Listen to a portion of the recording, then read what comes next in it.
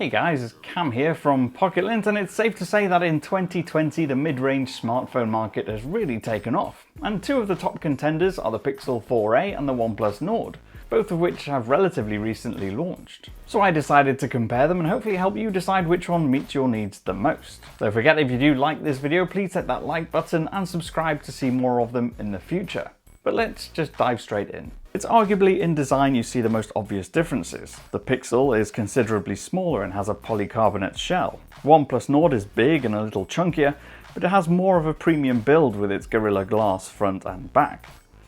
That's not to say the Pixel doesn't feel good in the hand. The smaller phone has some very palm-friendly rounded edges and corners, so it feels just right when you hold it. The OnePlus is a bit of a beast, but it feels solid, and that glossy finish does make it prone to slipping off things when you put it down though, especially if they're not perfectly straight and level. Other differences include the Pixel having a physical fingerprint sensor on the back and the OnePlus using an in-display sensor. Both are reliable and quick in daily use though. The Pixel also has a 3.5mm input for wired headphones, so that's a plus point for some people. While we're speaking of audio, it's worth noting that the Pixel also has dual stereo speakers, whereas the OnePlus only has one single speaker on the bottom edge, and it's really easy to cover. The Pixels in this regard do sound much better. Moving on to displays, and there's some similarity here. Both use Full HD Plus AMOLED panels, although the 5.8-inch Pixel is clearly smaller than the OnePlus's. It also doesn't appear to be quite as bright. There's also a difference in the refresh rate, where the OnePlus maxes out at 90Hz, the Pixel is up to 60Hz. And that means with some elements of the interface, the OnePlus feels that bit smoother. In truth though, unless you have them side by side, it's not something you would ever complain about with the Pixel. It certainly feels smooth and fast enough on its own merits. Both use the same resolution, and OnePlus does seem to have a slightly more contrasty feel to the way it produces colours and images. But the brightness does make a difference, it just seems to have a much more vibrant look to it. And those smooth interface animations mean it's hard to argue that the OnePlus Nord display isn't the best here. To my eyes, it certainly seems that it is. Both these phones run on Snapdragon 700 chips. The OnePlus Nord has the 765G, which enables 5G support, while the Pixel uses the 730. Nord has more RAM too, with a base 8GB on its lowest model versus 6GB on the Pixel. Now what we found in real daily use was that the Nord was slightly faster. It wasn't a massive difference and certainly not a deal breaker. If you like snappy fast animations and reliable smoothness, the Nord is a tiny bit better. Battery wise, despite its bigger display, the Nord seems to last longer than the Pixel too.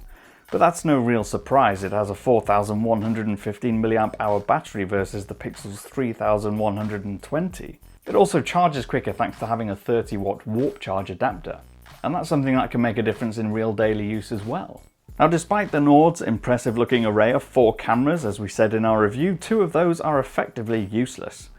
Macro shots are poor compared to just zooming in with the main camera, so effectively we're comparing a single 12-megapixel camera on the Pixel with a 48-megapixel camera on the Nord, which also happens to pixel bind down to 12 megapixels. The Nord also has an ultra-wide camera, so that fact alone means the Nord has more versatility.